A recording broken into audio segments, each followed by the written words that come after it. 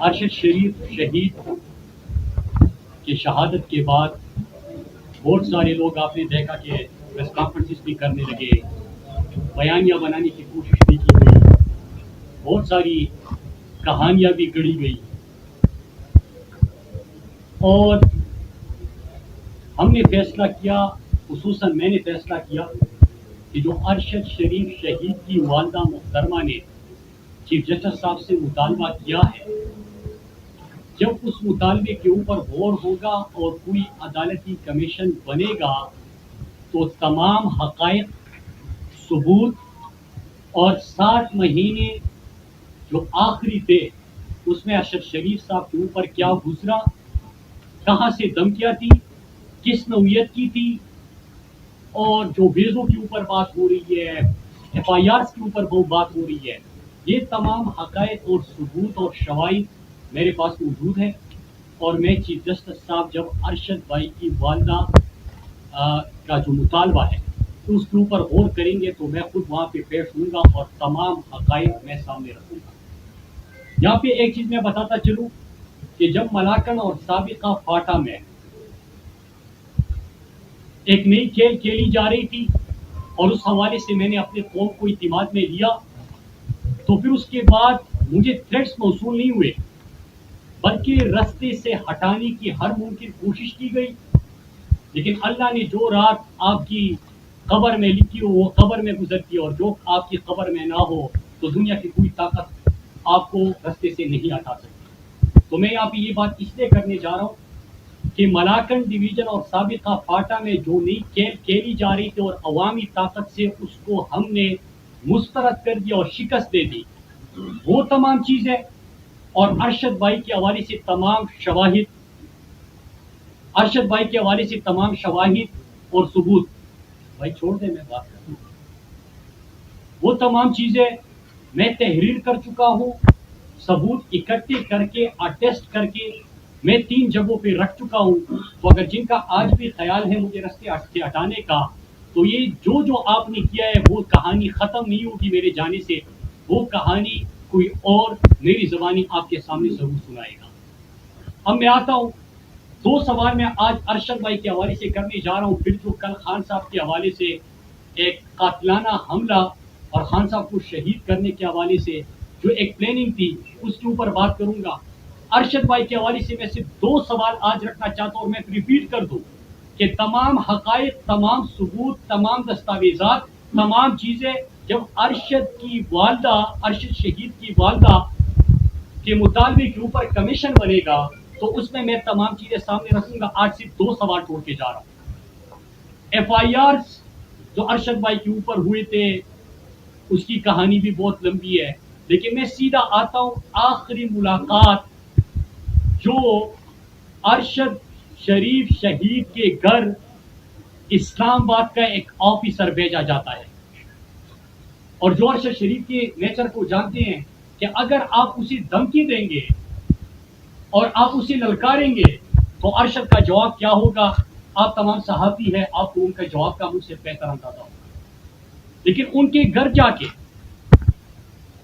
ان کو بتایا جاتا ہے کہ یہ میں نہیں آیا آج یہاں پہ، جو گفتگو میں آپ سے کر رہا ہوں تو آپ یہ سمجھے کہ ٹاپ سے ایک بات آئی ہوئی ہے اور میں آپ کو کنوے کر رہا ہوں، اور جو آپ مجھے کہیں گے یہ ٹاپ تک جائے گی۔ یہ باتیں ہوتی ہے، ارشد کا جواب 2 ٹوک الفاظ میں چلا جاتا ہے، اور ارشد بھائی آخری الفاظ یہ ہوتے گئے اسی مقصد کے لیے آئے ہیں تو پھر نہ ہی سمجھے۔ اس کے بعد ارشد شریف صاحب کو اپنا نمبر چینج کرنا پڑتا ہے اور مخصوص ادارے کے آفیسرز کے نمبر پہلے بلاک کرتے ہیں، اور پھر اس کے بعد وہ ملک چھوڑنے پہ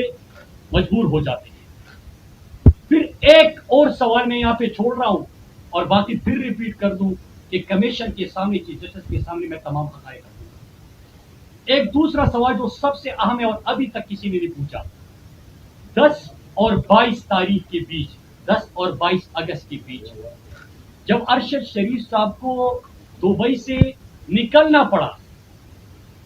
تو 10 اور 22 کے بیچ پاکستان کے کون سے اعلیٰ حکام UAE میں موجود تھے،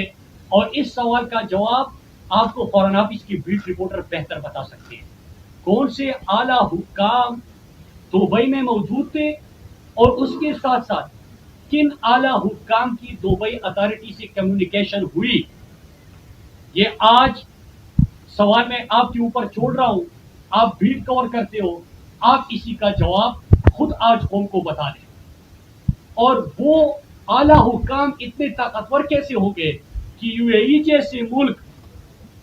پہلے ارشد شریف صاحب کو 48 گھنٹے کا ٹائم دیتی ہے کہ آپ کی زندگی خطرے میں ہے, آپ کو مارا جا سکتا ہے. ہم یہ ریکمینڈ نہیں کرتے کہ آپ پاکستان جائیں,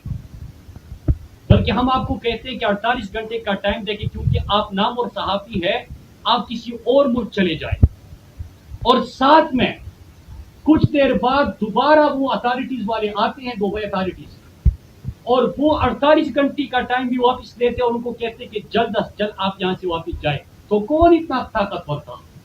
کہ دبئی جیسے ملک کو, کوئی عام ملک نہیں ہے کہ ہمارے مقروض ہیں, ان کو مجبور کر سکتے ہیں. اور میں آپ کو یہ بتانا چاہوں اتنا ہنٹ دے کہ جب ارشد کے پاس دبئی اتھارٹیز آ رہے تھے تو ارشد نے میرا نمبر ملایا اور مجھے کہا کہ آپ نے کال بند نہیں کرنی تاکہ آپ گفتگو سن سکیں. اب میں آتا ہوں کل والی جو احسانیہ ہوا. میرے پہلے میں سوال پوچھتا ہوں کہ آپ کو یاد ہوگا کہ کچھ عرصہ پہلے عمران خان جب ریجیم چینج آپریشن ہوا, عمران خان صاحب نے امریکہ کو ایبسولوٹلی ناٹ کہا, سہولت کار بھی میسر آئے اور اداکار بھی میسر آئے. پھر جب عمران خان کی پاپولرٹی بڑھتی گئی اور عمران خان کنٹرول نہیں ہو رہا, قوم نے بھی غلامی مسترد کر دی, تو پھر اس کے بعد کیا ہوتا ہے کہ بند کمرے میں 4 افراد مل کر عمران خان کو رستے سے ہٹانے کی, قتل کرنے کی سازش تیار کرتے ہیں. اور آج میں جب سوچ کے آ رہا تھا کہ میں تمام نام, تمام حقائق, تمام چیزیں قوم کے سامنے رکھوں گا کہ ایک دفعہ یہ کہانی ختم ہو. ہم کسی کے غلام نہیں ہیں کہ جب بھی آپ کی مرضی کرے, جس کے اوپر بھی آپ کی مرضی کرے, آپ کسی کو رستے سے ہٹانے کی کوشش کریں, پیرول بنے ہوئے ہیں. لیکن کل جب میں نے ہسپتال ہمت کی, حوصلے کی, ایک چٹان کی مانند, پہاڑ کی مانند جب اپنے لیڈر کو دیکھا کہ 3 گولیاں لگی ہے اور کنٹینر سے ورکرز کو حوصلہ دلانے کے لیے, وہ ان کو سلام اور ہاتھ ہلا کے وہاں سے رخصت ہوتے, 3 گولیاں لگ چکی ہے. اس کے بعد جب اسپتال پہنچتے ہیں تو بیان جاری کرتے ہیں کہ ابھی میں زندہ ہوں, اس مافیا کا مقابلہ کرنے کے لیے ملک انتشار کی طرف نہ جائے. ایسا ہے ہمارا لیڈر جو اس موقع پہ بھی اتفاق, اتحاد اور پاکستان میں امن رکھنا چاہتا ہے. دشمنوں کے سازشوں کو, امریکہ کے سہولتکاروں اور علاقاروں کی مذموم مقاصد کو وہ شکست دیتے ہیں اس حالت میں بھی. تو جب میں نے وہ دیکھا تو میں نے کہا کہ میں چند سوال ہی پوچھ لیتا ہوں. پہلا سوال یہ کہ عمران خان نے تو ایک ویڈیو تیار کی ہوئی ہے, اس میں 4 افراد جو بند کمرے میں قتل کی سازش کر رہے تھے ان کے تمام نام ہے. وہ تو خود آپ کے سامنے عمران خان صاحب فیصلہ کریں گے کہ کب آنا ہے. لیکن میں سوال پوچھتا ہوں کہ ایک غیر ملکی شخص کو گرفتار کیا گیا تھا کچھ عرصے پہلے, جس کو پاکستان سے کسی نے ہائر کیا تھا, ایک گروہ کا سرگنا ہے, عمران خان کو رستے سے ہٹانے کے لیے وہ شخص گرفتار ہوا. تو جب وہ شخص گرفتار ہوا تو سوال یہ ہے کہ کون سے ادارے کے اہلکار کس کے کہنے پہ اس کو حوالے کرنے یا وہاں سے آزاد کروانے کے اٹیمپٹ کر رہے ہیں. وہ کون تھے جو کوشش کر رہے تھے کہ جس غیر ملکی شخص کو گرفتار کیا گیا ہے, جو سرغنہ ہے ایک گروہ کا, غیر ملکی ہے, عمران خان کو قتل کرنے کی سازش تیار ہو چکی ہے, پکڑا جاتا ہے, کون دباؤ دیتا ہے؟ اور جو آفیسر دباؤ دے رہے تھے تو اس سے کیا ادارے کی ساکھ متاثر نہیں ہو رہی تھی؟ دوسرا سوال میرا کہ کچھ دن پہلے آپ نے سنا تھا کہ عمران خان کی ہیلی کاپٹر کی کریش لینڈنگ ہوئی, سنا تھا آپ نے؟ لیکن اس ہیلی کاپٹر میں ایندھن, فیول کہاں سے بھروایا کیا اور فیول ہیلی کاپٹرز میں بھروانے کا جو اتھارٹی ہے وہ کون ہے؟ دوسرا سوال میرا یہ، اور تیسرا سوال میرا، کیا ارشد شریف شہید کے جنازے سے ایک رات پہلے ایک پریس کانفرنس کی گئی؟ اگر آپ نے عمران خان کے خلاف سازش تک پہنچنا ہے اور آپ نے ارشد شریف شہید کے خلاف سازش تک پہنچنا ہے تو ایک آسان سا سوال ہے، جواب سب کو پتا ہے، لیکن ہر بات ہماری زبانی سننا چاہتے ہیں، بس ہمیں آگے کرنا ہے۔ اسلام آباد میں بیٹا ہر صحافی جانتا ہے، لیکن میں وہ سوال پوچھتا ہوں کہ کس کے کہنے پہ وہ ایک دن پہلے رات کو پریس کانفرنس کروائی گئی تھی؟ وہ رابطے بھی آپ ڈھونڈیں، ملاقاتیں بھی آپ ڈھونڈیں، آپ کو دونوں کا جواب مل جائے گا۔ اور چوتھا سوال کہ جب ارشد شریف شہید کو شہید کیا گیا تو آدھے گھنٹے کے اندر کون تھا جو میڈیا چینلز کو فون کر کے اس کو ایک حادثہ اور پھر سٹوری بنا بنا کے وہ پیش کر کے لوگوں کے ساتھ واٹس ایپ پہ شیئر کر رہا تھا؟ اور وہی اسی طرح کل عمران خان صاحب پہ جب حملہ ہوتا ہے تو اسی طرح ایک بندے کی جو فائرنگ کر چکا ہے، جس کو گرفتار کیا گیا ہے، کون اتنے انفلوئنشل ہے کہ وہاں پہ اس کا بیان تیار کروا کے میڈیا چینلز پہ،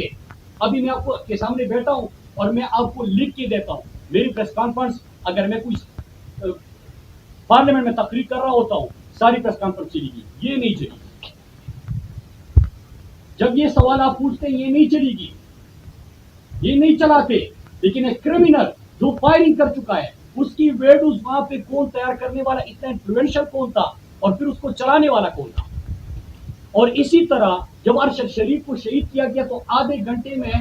وہ کون تھا جو میڈیا چینلز کو فون کر کر کے سٹوری بورڈ بنا کے پیش کر رہا تھا، واٹس ایپ کر رہا تھا، بیچ رہا تھا، انسٹرکٹ کر رہا تھا؟ ایک سوال میرا یہ تھا، اور آخر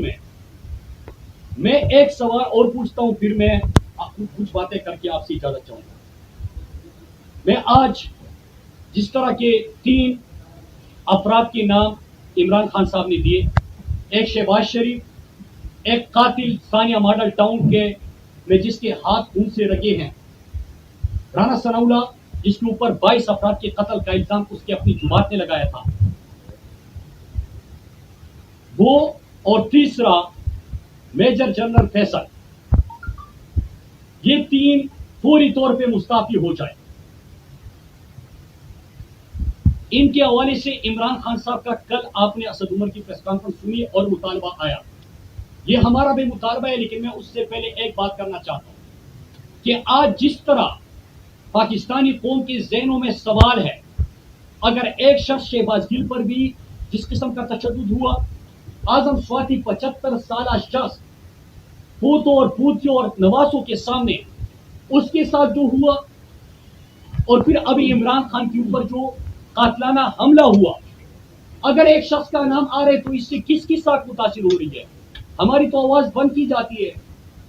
جو بھی بندہ یہاں پہ بولتا ہے کہتے کہ رستے سے ہٹاؤ، یہ انسان تو ایسے لگ رہے ہیں کہ پتہ نہیں کوئی گاجر مولی ہے کہ اس کو مار دو، اس کو مار دو، اس کو مار دو، اس کو مار دو، کوئی اپنے امن کی بات کرے، ایک گیم ایکسپوز کر دے، مار دو،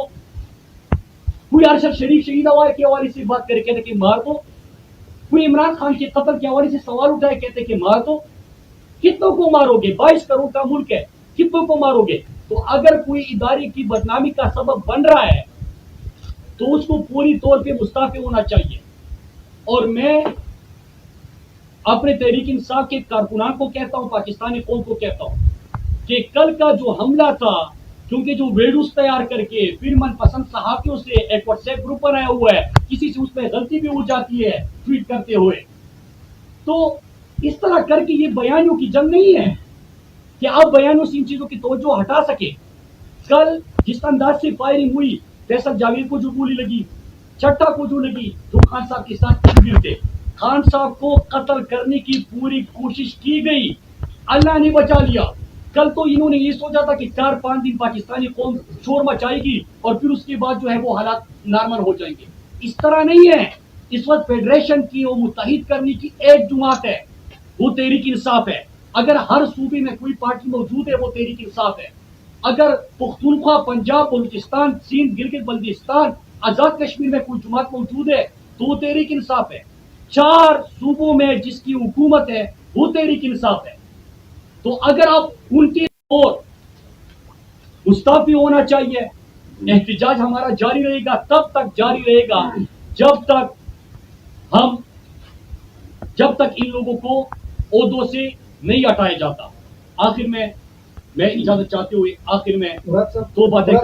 5 سوال میں نے پوچھے عمران خان صاحب کے حوالے سے، اس کے جوابات آنے چاہیے.